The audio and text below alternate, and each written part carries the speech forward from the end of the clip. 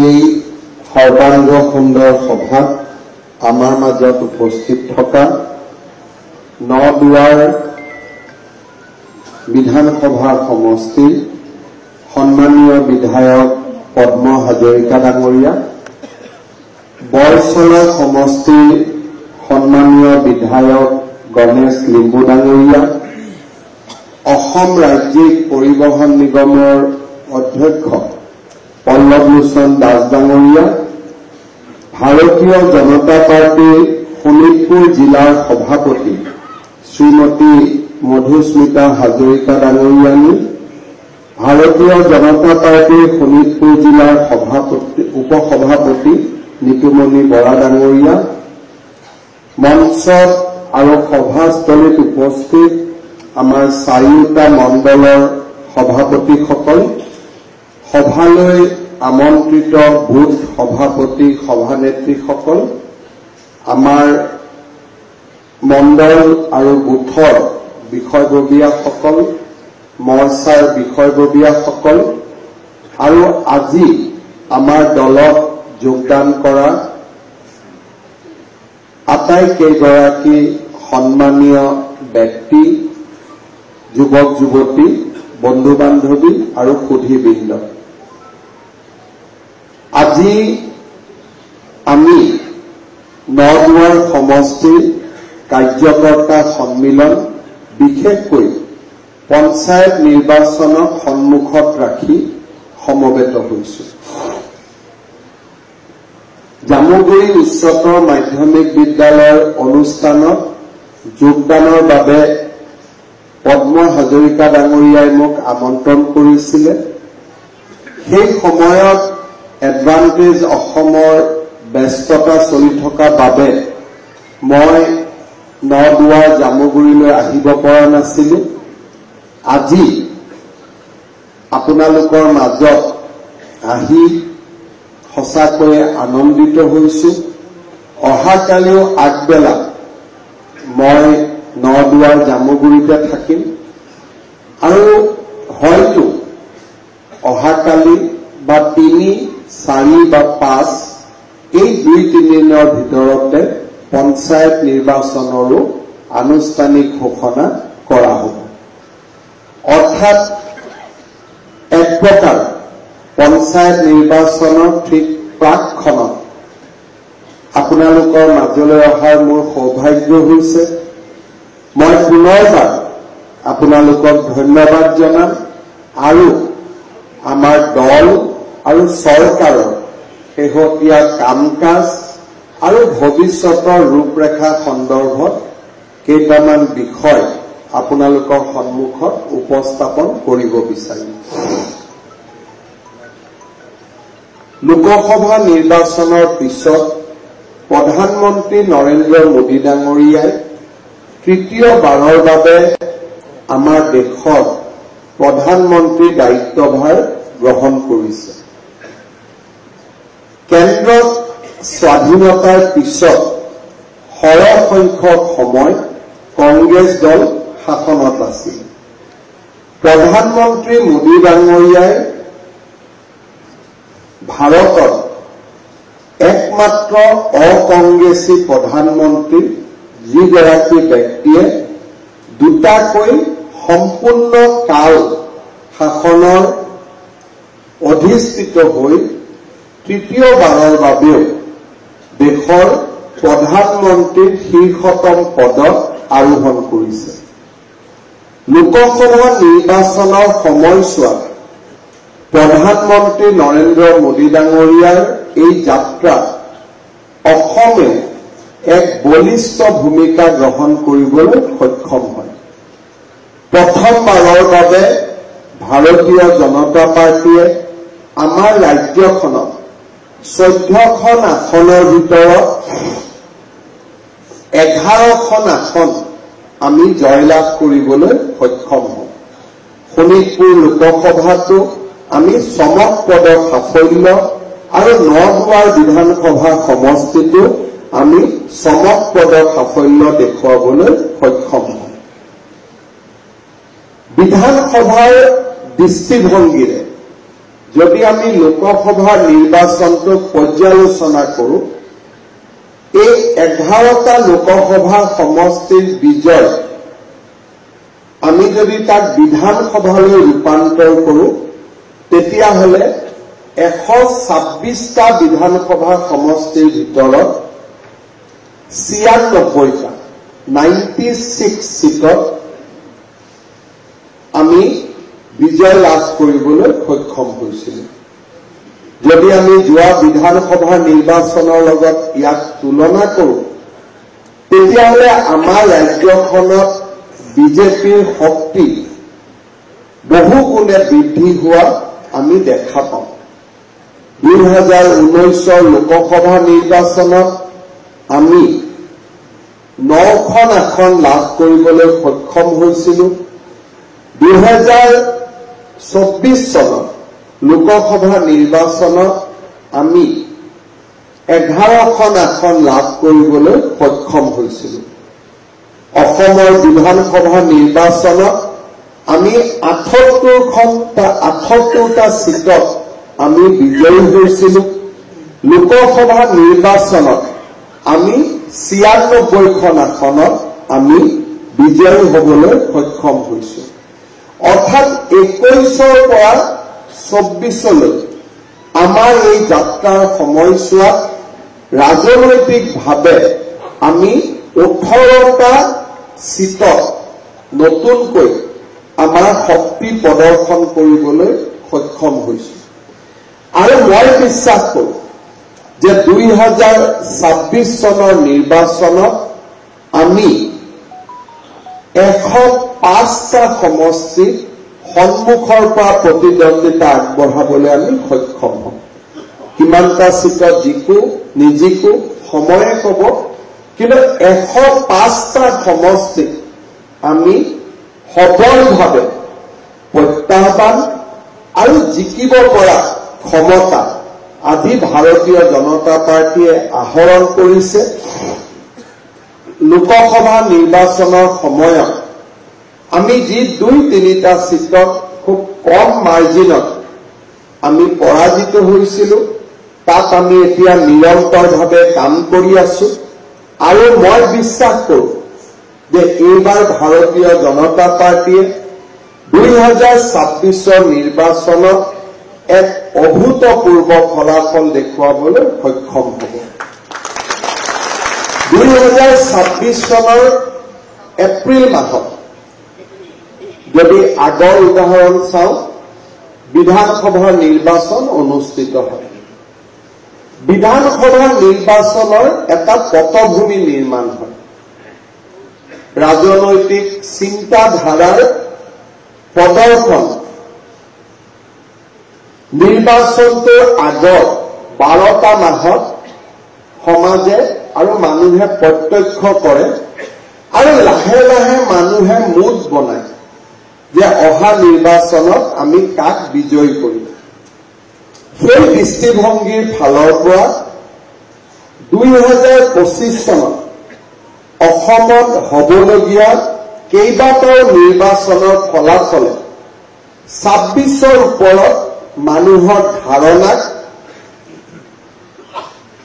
এক প্ৰকাৰে গঢ় দিব। বৰ্তমান অসমত চলি থকা ৰাভা আসনৰ নিৰ্বাচন, ইয়াৰ ঠিক পিছতে পঞ্চায়ত নিৰ্বাচন, পৰৱৰ্তী সময়ত বড়োলেণ্ড টেৰিটৰিয়েল কাউন্সিলৰ নিৰ্বাচন, আৰু তাৰ পিছত সোণোৱাল আৰু মিচিং কাউন্সিলৰ নিৰ্বাচন, দেউৰী কাউন্সিলৰ নিৰ্বাচন আমি সমাপন কৰিছোঁ। তিৱা কাউন্সিলৰ নিৰ্বাচনো এই বছৰটোতে অনুষ্ঠিত হ'ব। অৰ্থাৎ চূড়ান্ত খেললৈ যোৱাৰ আগতে কেইবাটাও নিৰ্বাচন আমি সন্মুখীন হ'ব লাগিব। ৰাভা আসনৰ নিৰ্বাচন 2 তাৰিখে অনুষ্ঠিত হ'ব, ফলাফলো ঘোষণা হ'ব। তাৰ লগে লগে পঞ্চায়ত নিৰ্বাচনৰো ৰণদুন্দুভি বাজি উঠিব। আৰু ৰাজ্যখনত সকলো স্থানতে হ'বলগীয়া নিৰ্বাচন যিহেতু পঞ্চায়ত নিৰ্বাচন, স্বায়ত্তশাসিত অঞ্চলৰ নিৰ্বাচনসমূহ জিলা ভিত্তিক ক্ষেত্ৰ ভিত্তিক হয় পঞ্চায়ত যেহেতু সমগ্ৰ ৰাজ্যখনতে হ'ব গতিকে ২৬ৰ নিৰ্বাচনৰ প্ৰাক মুহূৰ্তত আটাইতকৈ গুৰুত্বপূৰ্ণ নিৰ্বাচন হিচাপে পঞ্চায়ত নিৰ্বাচনটো ৰাজনৈতিক মহলত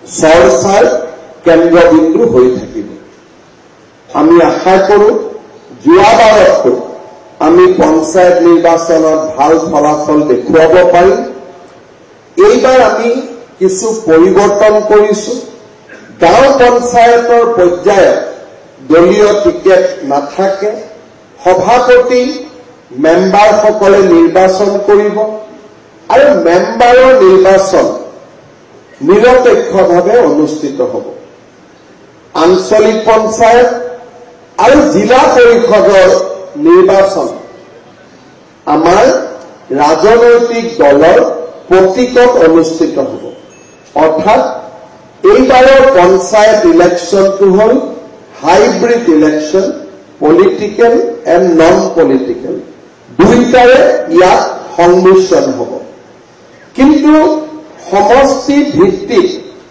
আমি যদি সকলোৱে আমাৰ দলৰ পৰা এজন ব্যক্তিকে পঞ্চায়তত প্ৰতিদ্বন্দ্বিতা কৰোঁ আৰু যদি আমি এটা কমন চিম্বল লওঁ এটাই চিম্বল যে কলম সকলোৰে কলম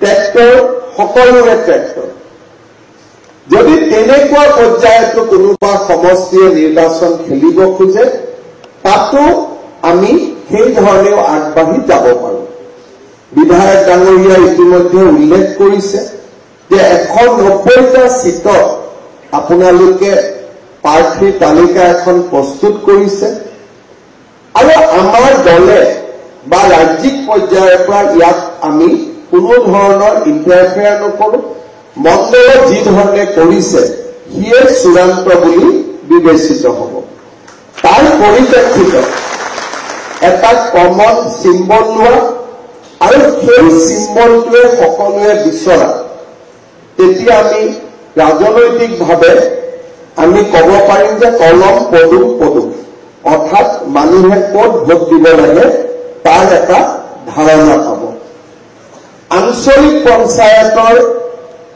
আৰু জিলা পৰিষদৰ সিদ্ধান্তসমূহ বিধায়ক থকা সমষ্টিত বিধায়কসকলে মূলতঃ নিৰ্ধাৰণ কৰিব জিলা সমিতি আঞ্চলিক পঞ্চায়তৰ আসন কেইখনক মঞ্জুৰি দিব আৰু ৰাজ্যিক পৰ্যায়ৰ জিলা পৰিষদৰ সদস্যসকলৰ মনোনয়ন ঘোষণা কৰিব কিন্তু যি সমষ্টিত বিধায়ক আছে সেই সমষ্টিত দলৰ ৰাজ্যিক নেতৃত্বই বিশেষ ইণ্টাৰফেৰেন্স কৰাৰ প্ৰয়োজন নেদেখে কাৰণ নিৰ্বাচনৰ আগতে আমি বিধায়কজনক শক্তিশালী কৰিব বিচাৰোঁ বিধায়কজনক স্বাভাৱিকতে দুৰ্বল কৰাৰ কথা আহিব নোৱাৰে আপোনালোকে নিৰ্বাচনৰ ক্ষেত্ৰত যথেষ্ট আগবাঢ়ি গৈছে মই আপোনালোকক শুভকামনা জনাইছোঁ আমাৰ ৰাজ্যখনত এইবাৰৰ নিৰ্বাচনৰ প্ৰাক মুহূৰ্তত কেইবাটাও গুৰুত্বপূৰ্ণ আঁচনি চৰকাৰে ৰূপায়ণ কৰিছে আৰু নিৰ্বাচনৰ সময়ত এই আঁচনিবিলাকক লৈ আমি জনতাৰ মাজলৈ যাব পাৰিম নিৰ্বাচনৰ লোকসভা নিৰ্বাচনৰ আগমুহূৰ্তত 1 লাখ চৰকাৰী চাকৰি অৰুণোদয় আঁচনি মাইক্ৰ ফাইনেন্সৰ লোন ৰেহাই আমি এটা পৰ্যায়ৰ কাম কৰিছিলোঁ কিন্তু লোকসভা নিৰ্বাচনৰ পিছত আমাৰ চৰকাৰে কেইবাটাও নতুন কাৰ্যসূচী ৰূপায়ণ কৰিছে বা কৰিব বিচাৰিছে ইয়াৰ এটা লোকসভা নিৰ্বাচনৰ ঠিক পিছতে আমি ৰূপায়ণ কৰা এটা বৃহৎ আঁচনি আছিলে নিযুত মইনা আঁচনি এই নিযুত মইনা আঁচনিৰ জৰিয়তে আজি আপোনালোকে দেখা পাব যে প্ৰত্যেকবাৰেই প্ৰথম বৰ্ষত যেতিয়া কোনোবা ছোৱালীয়ে নাম লগায় দ্বিতীয় বৰ্ষত সম পৰিমাণৰ ছোৱালীয়ে নামভৰ্তি নকৰে কাৰোবাৰ মাজত বিয়া হৈ যায় নহলে কোনোবাই বিভিন্ন কাৰণত কলেজত অহা বন্ধ কৰে এইবাৰ নিযুত মইনা আঁচনি ছোৱালীক ড্ৰপ আউট হ'ব দিয়া নাই সম্পূৰ্ণ শতাংশ ছোৱালী যি ধৰণে কলেজত আহিছিলে তেওঁলোকে তেনেকৈ কলেজত পঢ়ি আছে অসমত এখন আমি সফল আঁচনি ৰাইজৰ মাজত আমি দিব পাৰিছো এইবাৰ নিযুত মইনা আঁচনি দ্বিতীয় বৰ্ষৰ হিতাধিকাৰীসকলক আমি অন্তৰ্ভুক্ত কৰিম যোৱাবাৰ আমি ফাৰ্ষ্ট ইয়াৰত পঢ়া ছোৱালীবিলাকক নিযুত মইনা দিছিলো ফাৰ্ষ্ট ইয়াৰৰ ছোৱালী ছেকেণ্ড ইয়াৰ পাব নিযুত মইনা পাই থাকিব আৰু নতুনকৈ নামভৰ্তি কৰিবলগীয়া ফাৰ্ষ্ট ইয়াৰৰ ছোৱালীখিনিক আমি নিযুত মইনা দিবলৈ আৰম্ভ কৰিম যোৱাবাৰ নিযুত মইনা দিওঁতে আমি চৰকাৰী কলেজৰ যিসমূহ সেল্ফ ফাইনেন্স কোৰ্সত শিক্ষা লাভ কৰি আছে তেওঁলোকক আমি নিযুত মইনা দিয়া নাছিলো উদাহৰণস্বৰূপে ত্যাগবীৰ হেমবৰুৱা কলেজত যি বিএড শ্ৰেণী আৰম্ভ হৈছে তাৰ ছোৱালীক আমি নিযুত মইনা আঁচনি দিয়া নাছিলো কিন্তু এইবাৰ চৰকাৰী কলেজত যি সেল্ফ ফাইনেন্স স্কিম আৰম্ভ হৈছে সেই স্কিমৰ ছাত্ৰীসকলকো আমি নিযুত মইনা আঁচনি দিবলৈ সিদ্ধান্ত লৈছো ইয়াৰ ফলত নিযুত মইনা আঁচনিৰ পৰিসৰ বাঢ়িব ছাত্ৰীৰ বাবে নিযুত মইনা আঁচনি দিয়াৰ পিছত আমি যুৱকসকলৰ বাবেও এটা নতুন আঁচনি আৰম্ভ কৰিছো যাক আমি মুখ্যমন্ত্ৰী জীৱন প্ৰেৰণা বুলি কৈছো আমাৰ ল'ৰা ছোৱালী যেতিয়া গ্ৰেজুৱেশ্যন পাছ কৰে গ্ৰেজুৱেশ্যন পাছ কৰাৰ পিছত দেউতাক মাকৰ পৰা টকা পইচা খোজাৰ পৰিৱেশ নাথাকে বিভিন্ন ইণ্টাৰভিউ দিব যাব লাগে বিভিন্ন ইণ্টাৰভিউ দিবৰ কাৰণে খৰচ কৰিব লাগে ইণ্টাৰভিউৰ কাৰণে কিতাপ পত্ৰ কিনিব লাগে কিন্তু ডিগ্ৰী পাছ কৰাৰ পিছত দেউতাক মাকৰ পৰা পইচা খুজিবৰ কাৰণেও বহুত ল'ৰা ছোৱালী কমফৰ্টেবল নহয় এইবাৰ আমি সিদ্ধান্ত লৈছো যে যিবিলাক যুৱক যুৱতী পোষ্ট গ্ৰেজুৱেট পঢ়া নাই আৰু ডিগ্ৰী পাছ কৰিছে চাকৰিৰ সন্ধানত আছে এই সকলো যুৱককে 1 বছৰৰ কাৰণে আমি মাহত 2,500 টকা কৰি তেওঁলোকৰ বেংকত জমা দিম আৰু কোনোবাই যদি কয় যে মোক মাহত 2,500 টকাকৈ নালাগে মই কৰবাত এটা কোনোবা কোৰ্স কৰি আছো ফিজ দিব লাগে মোক একেলগে 25,000 টকা দি দিয়ক আমি একেলগে 25,000 টকাও আমি যুৱকজনক দিয়াৰ বাবে আমি সাজু কৰি ৰাখিছো অৰ্থাৎ ল'ৰা আৰু ছোৱালী এই দুয়োটাই আজি ৰাজ্য চৰকাৰৰ পৰা উপকৃত হ'ব মই আজি বিহালীত গৈছিলো তাত মই আৰু এটা নতুন আঁচনিৰ কথা কৈছো মেট্ৰিক পৰীক্ষা যেতিয়া আমি দিব লাগে বহুত ল'ৰা ছোৱালী দেউতাক মাকে টিউচন কৰোৱাব পাৰে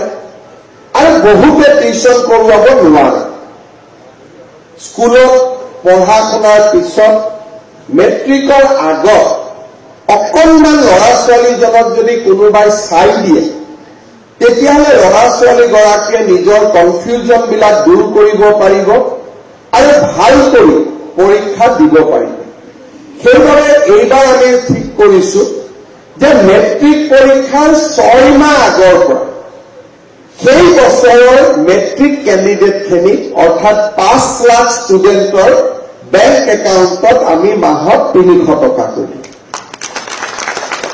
আৰু এই 300 টকা তেওঁ লৈ গাঁৱৰ কোনোবা এজন ল'ৰা ছোৱালীক পঢ়া শুনা ভাল কৰা ল'ৰা ছোৱালীৰ লগত টিউচন এটাও কৰিব পাৰিব বা কিতাপ পত্ৰও কিনিব পাৰিব মেট্ৰিকৰ প্ৰস্তুতিৰ কাৰণে আমি 6 মাহৰ বাবে মাহত 300 টকাকৈ দিয়াৰ সিদ্ধান্ত গ্ৰহণ কৰিছো ছাত্ৰ ছাত্ৰীৰ নামভৰ্তি বিনামূলীয়া, স্কুটি চাইকেল। এক প্ৰকাৰ ক'ব গ'লে আমাৰ চৰকাৰখনে দেউতাক মাকৰ এটা ডাঙৰ বোজা দেউতাক মাকৰ পৰা আমাৰ চৰকাৰৰ অকলৈকে লৈ আহিছে। দেউতাক মাকে এতিয়া ল'ৰা ছোৱালী পঢ়াৰ কাৰণে চিন্তা কৰিব নালাগে। এটা কলেজত এডমিশ্যনত 10-12 হাজাৰ টকা লাগে, তেওঁলোকে দিব নালাগে। নিযুত মইনা আঁচনি হ'ল, স্কুটি পালো, চাইকেল পালো, আৰু এতিয়া নতুনকৈ জীৱন প্ৰেৰণা আৰু মেট্ৰিকৰ ষ্টুডেণ্টখিনিৰ কাৰণেও নতুন প্ৰচেষ্টা। দুখীয়া আৰু দৰিদ্ৰ মানুহৰ কাৰণে আমাৰ চৰকাৰখনে অভূতপূৰ্ব কাম কৰিছে। 2019 চনত মই যেতিয়া বিত্তমন্ত্ৰী আছিলো, প্ৰথম আমি অৰুণোদয়ৰ ধাৰণাটো মানুহৰ মাজলৈ লৈ আহিছিলো। নিৰ্বাচনৰ আগত সময় কম আছিল, যিমান সোনকালে পাৰো আমি 18 লাখ পৰিয়ালক আমি অৰুণোদয় আঁচনি দিছিলো। মাহত 830 টকাকৈ পাইছিলে। মোৰ মনত আছে তেতিয়াৰ চতিয়া, আজি নদুৱাৰত 17,000 পৰিয়ালক আমি অৰুণোদয় আঁচনি দিছিলো। নিৰ্বাচন হৈ গ'ল। নিৰ্বাচন হৈ যোৱাৰ পিছত আমি প্ৰায় 23,000 পৰা 24,000 পৰিয়ালক অৰুণোদয় আঁচনি দিয়া আৰম্ভ কৰিলো, আৰু অৰুণোদয় আঁচনি 830 টকাৰ পৰা 1250 টকালৈ আগবাঢ়ি গৈ থাকিল। এইবাৰ আমি নদুৱাৰ সমষ্টিত 37,000 পৰিয়ালক আমি অৰুণোদয় আঁচনি দিয়াৰ বাবে প্ৰস্তুতি সম্পূৰ্ণ কৰিম। এই কথাটো মই এইকাৰণে কৈছো, নিৰ্বাচনৰ সময়ত যেতিয়া আপোনালোকে গাঁৱে গাঁৱে যাব, তেতিয়া দেখা পাব যে 37,000 মানুহক দিয়াৰ পিছতো 2-1জন দুখীয়া মানুহে এতিয়াও অৰুণোদয়ৰ পৰা বঞ্চিত হৈ আছে। আমাক ক'ব, আমি শুনিম, আৰু তেওঁলোকৰ বাবে আমিও ব্যৱস্থাও কৰিম। অৰ্থাৎ পঞ্চায়ত নিৰ্বাচনৰ পিছত নদুৱাৰ সমষ্টিৰ বাবে মই আৰু 3-3,500 পৰিয়ালৰ বাবে অৰুণোদয় আঁচনি দি দিম। সেইটো আমি কেতিয়া দিম? আপোনালোকে ইলেকশ্যনত যাব, কাৰোবাৰ কাগজ পাব, কোনোবাই দুখ কৰিব, কোনোবাই কান্দিব, কোনোবাই দাবী কৰিব, আৰু আমি এই কাগজখিনি লৈ আহি বিধায়কৰ লগত আলোচনা কৰি পঞ্চায়ত ইলেকশ্যনৰ ঠিক পিছতেই আমি অৰুণোদয়ৰ দ্বিতীয়খন তালিকাও আমি প্ৰস্তুত কৰিব পাৰিম। আজি আপোনালোকে চিন্তা কৰক, 1250 টকা যদি 40,000 পৰিয়ালে অকল নদুৱাৰ সমষ্টিতে পায়, তাৰ মানে প্ৰায় 4 কোটি টকা প্ৰত্যেক মাহে নদুৱাৰ সমষ্টিলৈ চৰকাৰে পঠিয়ায়। 40,000 ইনটু 1,000, 4 কোটি, আৰু 250 টকা ধৰিলে আৰু 1 কোটি, প্ৰায় 4-5 কোটি টকা প্ৰত্যেক মাহৰ 10 তাৰিখে মহিলাৰ একাউণ্টত সোমায়। মহিলাই সেই টকাটো দি কি কৰে? এই টকাটোলৈ মহিলাই গুৱাহাটীত বজাৰ কৰিব নাযায়, মহিলাগৰাকীয়ে তেজপুৰত বজাৰ কৰিব নাযায়, ওচৰৰ গেলামাল দোকানখনতে তেওঁলোকে ঘৰৰ বস্তু কিনে, কোনোবা টিউচন মাষ্টৰক টকা দিয়ে, গাখীৰৰ দাম দিয়ে, বা তেওঁলোকে ল'ৰা ছোৱালীৰ স্কুলৰ খৰচ দিয়ে। তাৰমানে এই টকাটো কোনে পায়? গাঁৱৰে মানুহৰ ঘৰতে আকৌ সেই টকাটো জমা। এই টকাটো চতিয়া নদুৱাৰ সমষ্টিৰ বাহিৰত নাযায়। এই টকাটো যদি নাথাকিলেহেঁতেন নদুৱাৰ সমষ্টিৰ গেলামাল দোকান, গাখীৰ, শিক্ষক এইসকলৰ পকেটত 4 কোটি টকা আহি মাহত জমা নহল। টকা যদি নাহিলেহেঁতেন খৰচ কেনেকৈ কৰিলেহেঁতেন? সেইকাৰণে আপোনালোকে দেখা পাব যে অৰুণোদয় অকল হিতাধিকাৰীৰ জীৱনলৈ স্বচ্ছলতা অনা নাই। অৰুণোদয়ে গাঁৱৰ ক্ষুদ্ৰ ক্ষুদ্ৰ ব্যৱসায়ীৰ মাজলৈও এটা নতুন সঞ্জীৱনী নমাই আনিছে।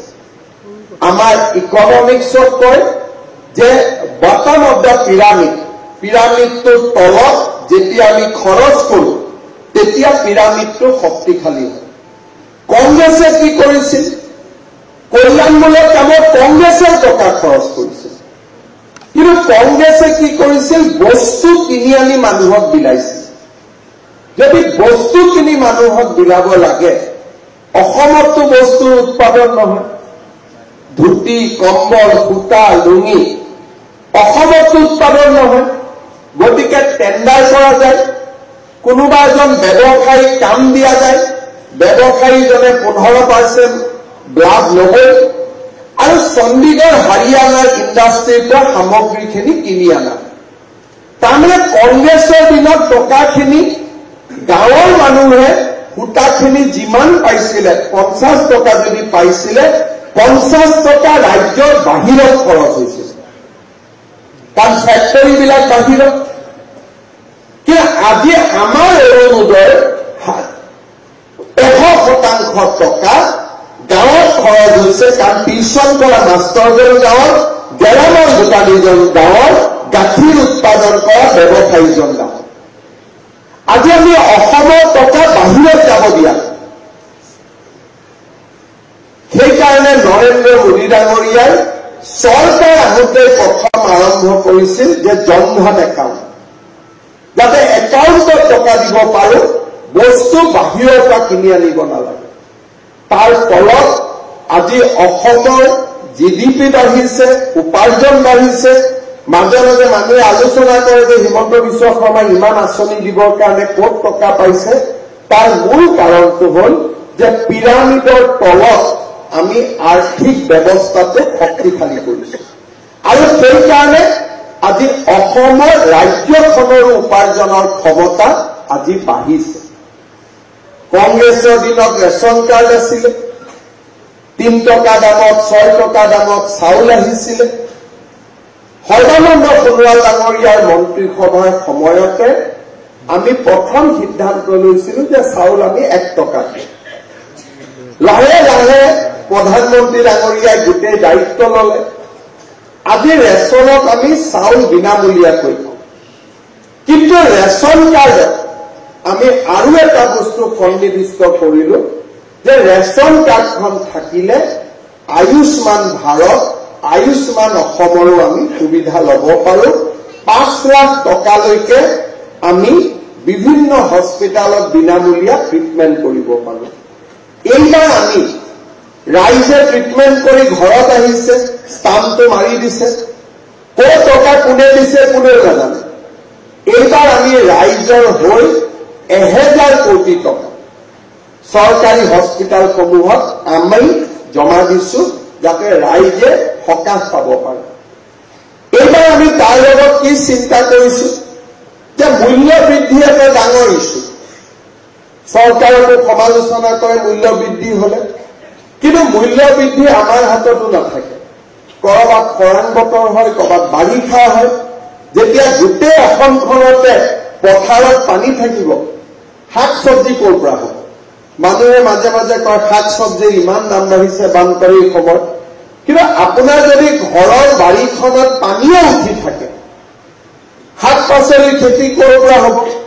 গতিকে যাৰ ওখ মাটি অকণমান খেতি কৰে, যেতিয়া বস্তু কম থাকে দাম বাঢ়িব আৰম্ভ কৰে। কিন্তু আমি তাকো চিন্তা কৰিলো যে ৰাইজক কেনেকৈ সকাহ দিব পাৰোঁ।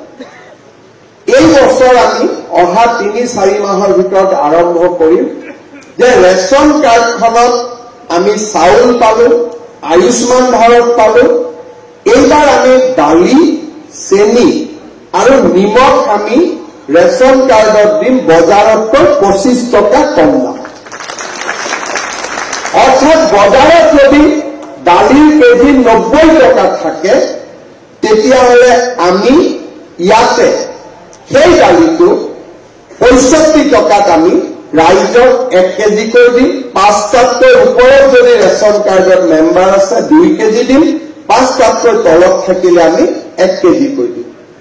বজাৰত যদি চেনিৰ দাম 50 টকা আমি 25 টকা কৰি দিম আৰু বজাৰত যদি নিমখৰ দাম 30 টকা আমি 20 টকা কৰি দিম আজি তাৰ মানে ৰেচন কাৰ্ডখন হোৱাৰ লগে লগে আমি কিমান সুবিধা পালো চাউল পালো আয়ুষ্মান ভাৰত পালো দালি কম দামত পালো নিমখ কম দামত পালো আৰু আমি চেনি কম দামত পালো আমাৰ নদুৱাৰ সমষ্টিত আপোনালোকে যেতিয়া ইলেকশ্যন কেম্পেইনত যাব কেইবাটাও পৰিয়াল লগ পাব যে আমাৰ ৰেচন কাৰ্ড নাই অভিযোগ আহি থাকে মই ছেপ্টেম্বৰ মাহত নদুৱাৰ সমষ্টিৰ বাবে আৰু অতি কমেও 2-3 হাজাৰ 4 হাজাৰ মানুহক দিব পৰাকৈ ৰেচন কাৰ্ডৰ ব্যৱস্থা কৰি দিম যাতে ইলেকশ্যনৰ সময়ত আটাইতকৈ দুখীয়া নোপোৱা মানুহখিনিৰ তালিকা এখনো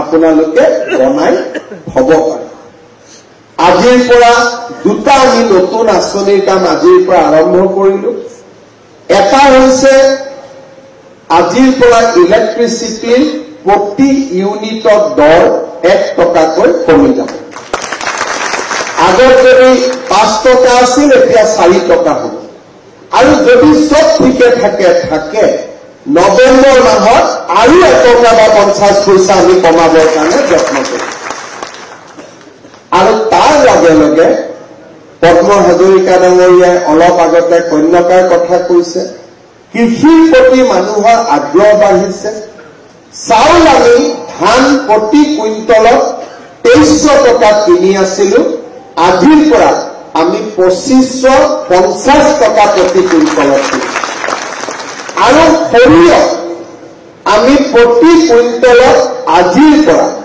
5,950 টকাৰ পৰিৱৰ্তে 6,450 টকাত আমি কৃষকৰ পৰা কিনিছো আৰু আজিয়ে মই অলপ আগতে বিহালীত গৈ আহিছিলো এগৰাকী কৃষকক লগ পাইছো আজিয়ে 100 কুইণ্টল সৰিয়হ বিক্ৰী কৰিছে তাৰমানে 6 লাখ টকা এদিনতে উপাৰ্জন কৰিছে যি অসমীয়া মানুহে মই অসমীয়া বুলি কওঁতে গুৰ্খা বড়ো মিচিং মই সকলোকে বুজাইছো মই বেলেগ পাৰ্থক্য কৰা নাই যি অসমীয়া মানুহে এদিন খেতি পথাৰৰ পৰা আঁতৰি আহিছিল আমি লাহে লাহে আমাৰ সমাজখনক আকৌ এবাৰ কৃষিলৈকে আমি উভতাই যাব লাগিব মানুহে যেতিয়া চাহৰ দাম পাইছিল মানুহে চাহৰ খেতি কৰিছিলে আৰু যেতিয়া মানুহে ধানৰ টকা পাব ডেফিনেটলি মানুহে ধান খেতি কৰিবলৈ আৰম্ভ কৰিব আমাৰ পথাৰবিলাক আমি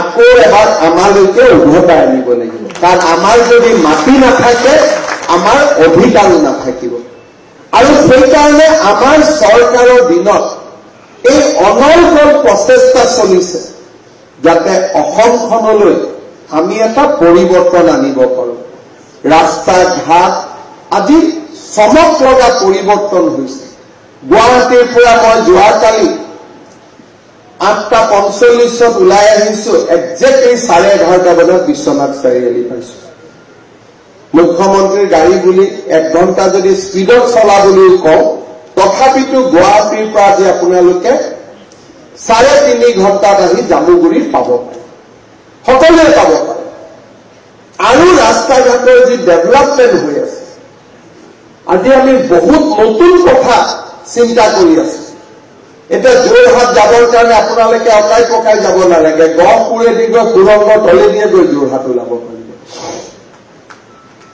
এই ধৰণৰ কাজিৰঙাৰ ওপৰত 32 কিলোমিটাৰ এলিভেটেড কৰিডৰ এইবিলাক আমি আগত চিন্তাও কৰা নাছিল জাগিৰোডত ছেমি কণ্ডাক্টৰ নামৰূপত সাৰ কাৰখানা কোকৰাঝাৰত এতিয়া আমি এইকেইটা দিনতে ভাল খবৰ এটা আশা কৰিছো প্ৰায় 18-20 হাজাৰ কোটি টকাৰে নতুন থাৰ্মেল প্ৰজেক্ট এটা অৰ্থাৎ অসমৰ চাৰিওফালে আজি আমি এটা উদ্যোগীকৰণৰ নতুন দিগন্ত আৰম্ভ কৰিছো এডভান্টেজ অসমৰ সময়ত আমি 5,30,000 কোটি টকাৰ বিনিয়োগ অহা 3 বছৰৰ ভিতৰত অসমত আনিবলৈ আমি সংকল্প লৈছো আজি আমাৰ ল'ৰা ছোৱালীয়ে ডাঙৰ কাম কৰিব অসমৰ বাহিৰত যাওক, কিন্তু সিকিউৰিটি গাৰ্ড কৰিবৰ কাৰণে বাহিৰত যোৱাৰ প্ৰয়োজন নাই। খেতি কৰিলে ধানৰ মূল্য পাম, আৰু ঘৰত খেতিৰ মাটি নাথাকিলে অসমৰ উদ্যোগতে কাম কৰক। আজি প্ৰথমবাৰ আমি ৰাজ্যখনত এনেকুৱা চিন্তা কৰিছো। চিন্তা আমি ইমানলৈকে কৰিছো যে অলপ আগতে পদ্ম হাজৰিকা ডাঙৰীয়াই কলে যে যোৱাকালি এজন যুৱকৰ মৃত্যু হৈছে। মৃতদেহ এটা ঘৰলৈ উভতাই আনোতে 25-30 হাজাৰ টকা লাগে। যদি বেংগলুৰুত মৃত্যু হয়, হায়দৰাবাদত মৃত্যু হয়।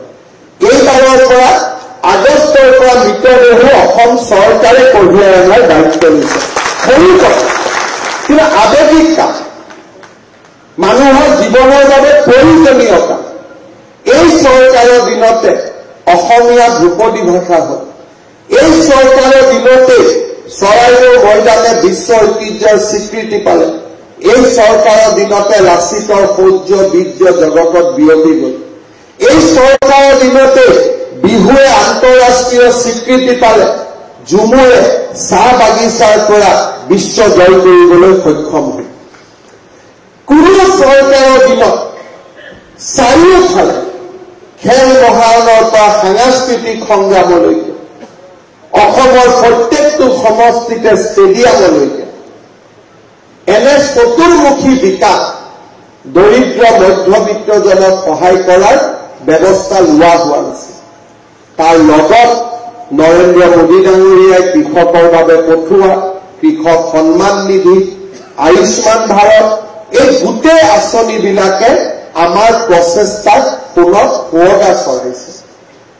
যোৱা কেইদিনমান আগতে মোৰ সমষ্টিৰ মই বেজেৰাত এখন উচ্চতৰ মাধ্যমিক বিদ্যালয় উদ্বোধন কৰিছিলোঁ। 9 কোটি টকাৰে অসমীয়া মাধ্যমৰ স্কুল নিৰ্মাণ হৈছে। ডন বস্কো আৰু ছেইণ্ট মেৰিজতকৈ বিল্ডিং দেখিব বেছি ধুনীয়া। আৰু জালুকবাৰীত নহয়, একেটা কাম আজি অসমৰ গোটেইকেইটা সমষ্টিত আৰম্ভ হৈছে। 500খন স্কুল আজি আমি 8 কোটি 8.5 কোটি টকাকৈ 500খন স্কুলত আমি দিবলৈ সিদ্ধান্ত লৈছো। কাম চলি আছে বিভিন্ন পৰ্যায়ত, আৰু লাহে লাহে অসমৰ 4,000 স্কুলকে মই ডন বস্কো ছেইণ্ট মেৰিজতকৈ ধুনীয়াকৈ সজাই পৰাই তোলাৰ সংকল্প লৈছো। ৰাজ্যৰ চাৰিওফালে মেডিকেল কলেজ, নতুন বিশ্ববিদ্যালয়। আজি অসমে হত্যা, হিংসা, সাম্প্ৰদায়িক সংঘৰ্ষ, আজি শোণিতপুৰত এসময়ত বড়ো অসমীয়াৰ সংঘাত আছিল। ওদালগুৰি, কোকৰাঝাৰত হিন্দু মুছলমানৰ সংঘৰ্ষ আছিল। ৰাজ্যখনৰ চাৰিওফালে হত্যা, বোমা বিস্ফোৰণ, আন্দোলনে আমাক সকলোকে এখন নিৰাশাৰ পৃথিৱীলৈ লৈ গৈছিল। অসমৰ পৰা যুৱক যুৱতীসকল আঁতৰি গৈছিল।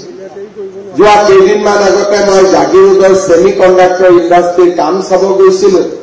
আমেৰিকালৈ যোৱা ল'ৰা ছোৱালী জাগিৰোডত কাম কৰিবৰ বাবে উভতি আহিছে। উভতনি যাত্ৰা আমি আৰম্ভ কৰিছো। কেইদিনমান আগতে ৰিলায়েন্সে কেম্পাকুলাৰ এটা ফেক্টৰী কমলপুৰ সমষ্টিত 300 কোটি টকা ব্যয়েৰে আৰম্ভ কৰিছে। উদ্বোধন কৰিব গৈছিলোঁ। ইঞ্জিনিয়াৰজনে মোক কৈছে যে দাদা, মই মংগলদৈৰ ল'ৰা, গুজৰাটত কাম কৰি আছিলো, এতিয়া অসমলৈ উভতি আহিছো।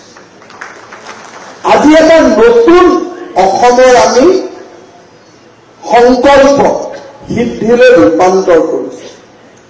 আজি যদি বিজেপি চৰকাৰ নাথাকে, কংগ্ৰেছে কামবোৰ কৰিব নোৱাৰে, অসমখনত আকৌ লুঙি ধুতি কম্বল সূতালৈ ৰূপান্তৰ কৰিব।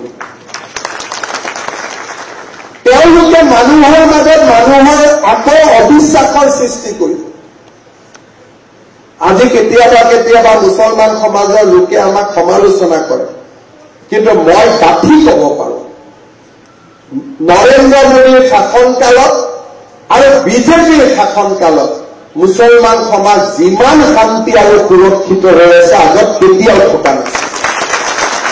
অৰুণোদয় পাইছে, সাম্প্ৰদায়িক সংঘৰ্ষ নাই, প্ৰত্যেকখন গাঁৱলৈ ৰাস্তা হৈছে, আৰু আটাইতকৈ তেওঁলোকৰ বাবে যি কষ্ট আছিল বানপানী আৰু গৰাখহনীয়া সেই সমস্যাও আজি আমি বহু পৰিমাণে সমাধান কৰিছো কৰবাত ফৰেষ্টত মাটি দখল কৰিছে এইটো এটা বেলেগ কথা কোনোবাই গড় মাৰিব গৈছে তাৰ ওপৰত যি ব্যৱস্থা কৰিব লাগে তাত ধৰ্মৰ কথা নাই কিন্তু যদি ড্ৰাগছৰ বেপাৰীকেইটাক বাদ দিওঁ মাটি দখল কৰা মানুহকেইটাক বাদ দিওঁ গড় মৰা মানুহকেইটাক বাদ দিওঁ অসমত আজি প্ৰতিটো জাতি জনগোষ্ঠীৰ লোক সুৰক্ষিত হৈ আছে সকলো জাতি জনগোষ্ঠীৰ লোক আজি আগবাঢ়ি গৈছে কম্পিউটাৰটো দিওঁতে আমি কাকো জাতি নুসুধো স্কুটিখন দিওঁতে আমি কাকো জাতি নুসুধো চাইকেলখন দিওঁতে আমি কাকো ধৰ্ম নুসুধো আজি তেনেকুৱা এক পৰিৱেশলৈ আমাৰ ৰাজ্যখনে গতি কৰিছে